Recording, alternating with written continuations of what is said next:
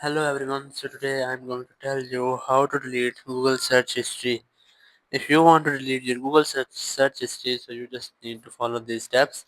First, open your Google app, and here you just have to select your Google account, just tap on it, and now just tap on manage your Google account.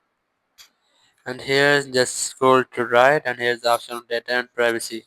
Just tap on it. Now scroll to down, and here you have the option of manage all webs and apps.